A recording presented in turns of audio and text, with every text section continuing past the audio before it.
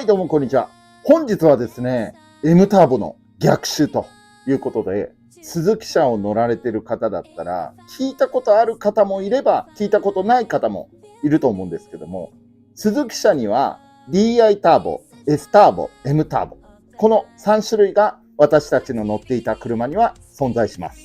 この3種類の説明をですね、まずはざっくり説明したいと思います。乗りを TV 驚きを届けるちゃんたちの情熱どこまでもベーション。まずは今回題材の M ターボ。こちらは K6A エンジンを使っておりまして、ターボ車となります。そして出力は60馬力ということで、街乗りを考えて作られたようなターボ仕様となっております。そして次にS ターボ。こちらはエンジンの出力が64馬力となっておりまして、M ターボよりも少しパワーがありまして、そして軽自動車の中での自社規制となっている64馬力となっております。そして DI ターボ。こちらもですね、64馬力なんですけれども、こちらは可変バルブタイミングというのがついておりまして、こちらのエンジンはですね、同じ K6A エンジンなんですけれども、通常でしたらね、空気を吸っている途中で燃料を噴射するんですけども、それを直噴と言いまして、エンジンの燃焼室の部分で燃料を直接噴射するということで直噴と言われております。そして同様に可変バルブタイミング。こちらがついておりまして、低回転の力を補って、そして少し大きめのタービンで伸びを重視した相対的にね、出力のある、こちらも軽自動車の自社規制で64馬力となっているんですけども、その64馬力の中では随一低回転から高回転まで力のある車両となっております。これが DI ターボとなっております。主に鈴木車の中では当時 M ターボ、S ターボ、DI ターボ、この3本柱がターボ車の中で存在しました。そして現在ですね、その年式の車両を購入するときにご存知ない方もいるかもしれないので念のため言っておきますが、中古車屋さんでも知らない方が存在します。もちろんユーザーさんの中でも鈴木車を探している中でターボ車っていうのを探している中で M ターボ、S ターボ、DI ターボと存在するのがわからない方もいらっしゃると思います。私も正直ターボだったら何でもいいという思いで一番最初に鈴木車のワゴン R を購入するときにターボ車となったときにたどり着いたのが M ターボでした。購入当時は正直 M ターボというのを全く知りませんでした。そしてね、ワゴン R のイベントなどでも集まったりとかでね、やはり DI ターボを乗られてる方なんかによくこのターボは何ターボって聞かれるときによく M ターボと言われると笑われるんですよ。あ、M ターボみたいな感じでね全員とは言わないですよ。ただやはり DI ターボっていうのは鈴木のターボの中でのフラッグシップなんで、やはり速いんですよね。それなのでどうしても S ターボ、M ターボ、特に M ターボっていうのは60馬力となっているので DI ターボ勢に鼻で笑われるような状態となっております。ただ実際世に出回っているワゴン R などのターボ車両は M ターボが大半なんですよ。私の知ってる範囲ではワゴン R もそうだし、マツダの OEM の AZ ワゴンなんかもそうだし、セルボとかアルトラパンとか、ここら辺なんかはすべて M ターボ、S ターボ、DI ターボというのが存在します。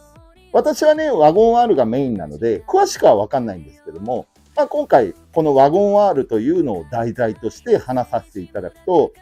圧倒的に M ターボが多いんです。そして中古車市場の中でも圧倒的に M ターボが多いんです。それでこれから鈴木のターボ車を買う方、またはもうすでに鈴木のターボ車で M ターボを購入されてしまった方、この方なんかに決して M ターボは悪い車でもないし、改善の仕方はいくらでもあるまたは DI ターボに匹敵するような感じで手軽に早くできるカスタムというのを今後紹介していきたいと思います。ざっくり言うとですね、例えば M ターボと S ターボって基本的には一緒なんですね。私の知ってる範囲です。そして M ターボ、S ターボ、DI ターボというのがワゴン R でどの世代が出てたかと言いますと MH21S や MH22S というのがこの3種類のターボを採用した世代なんですね。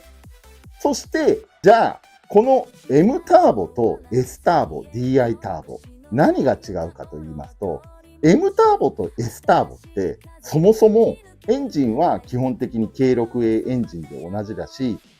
違うものは ECU、コンピューター、それとタービンだけなんです。基本的にね、私の知ってる限りで。それなので、この M ターボをですね、これから DI ターボに負けないぐらいの速さにするためのカスタムというのを施していきます。そして S ターボはもちろん、これからですね、うちにも M さんが乗ってる M ターボのワゴン R というのが存在します。そして、一番最初に私が乗っていた車両でもあったんですね。それなので、ワゴン R の M ターボ、よく知ってます。そして、今私が乗ってる OEM 車なんですけども、マツダの AZ ワゴン。こちらは、スズキのワゴン R MH21S と全く同じ車両です。それなので、こちらの S ターボも所有しており、M ターボと S ターボの比較というのもよくわかっております。そして、数々の私の企画で入ってきたわらしべ長者車両。その中でも、ワゴン R MH21S や MH22S の DI ターボというのが数々入庫してきまして、私も DI ターボ、それ相応を触っております。そして、いろいろ研究しました。その中で、今後、最初のうちはね、大々的な何十万の部品をつけてとか、そういうのをせずに、中古の部品などを利用して、多く乗られているスズキ車の M ターボを乗られている人たちに、M ターボで S ターボ、DI ターボをギャフンと言わせようという企画を考えております。それなので、今後ね、M ターボといえども、皆さん肩の力を落とさないでください。M ターボも早くできます。そして、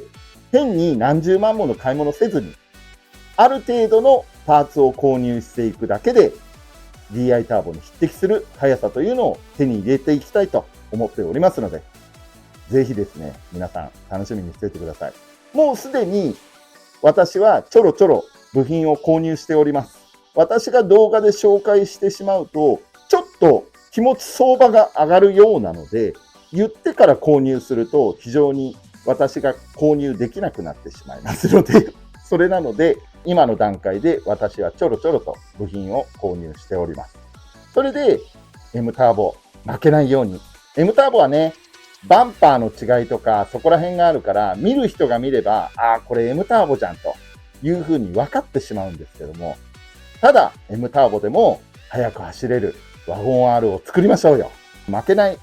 M ターボというのをね、作っていきたいと思いますので、ぜひ皆さん楽しみにしていてください。DI ターボに関しては、やはり直噴はまあ元より可変バルブタイミング、これがついているので、低回転の力はさすがに DI にはちょっと及ばないです。ただ、低回転は負けるけども、中高回転、こちらに関しては DI に負けないぐらいの内容をね、持っていきたいと思いますので、ぜひ皆さん、M ターボを速くしていきましょう。そして、高価な部品などを買わずにカスタムしていく。そして、速くしていく。そして、気持ちよくね、彼女とドライブでも、家族とドライブでも、そういうのなんかを気持ちよく走行できるように、M ターボでもできるようにしていければと思います。ということで、K6A エンジンの M ターボユーザーの方々、S ターボや DI ターボ勢を、特に DI ターボ勢ですね。もうこれになってますから。はい。それなので、S ターボを所有してる私でも、もう DI ターボの方たちは、なんだ S ターボかとか、なんだ M ターボかと、鼻で笑うような方たち多いので、それなので、まあ全員とは言わないですけど、それなので、どうにかね、M ターボでも早くできる方法、こちらをですね、油が提供していきますので、特にワゴン R ユーザーの方が圧倒的に多くなると思うんですけども、ワゴン R の M ターボっていうのがやはり一番多いと思うんですけども、もう早くしていきましょう。アルトラパンなんかもね、M ターボが存在しますので、そちらでも活用できるようにやっていきたいと思っておりますので、ぜひ頑張っていきましょう。ということで、最後までご視聴いただきありがとうございます。M ターボ負けません。そして、ぜひね、この動画に希望を持てたら、高評価やコメント、またはさらにですね、M ターボこれが違うよっていうのなんかもあれば、私が今後材料にしていきたいし、他の視聴者さんなんかもね、あ、そうなんだっていうのなんかを知れると思いますので、ぜひぜひコメントの方ご記入いただければと思います。また、M ターボの逆襲企画をこれからどんどん動画を上げていきますので、ぜひチャンネル登録の方よろしくお願いします。それでは皆さんまたお会いしましょう。さよなら。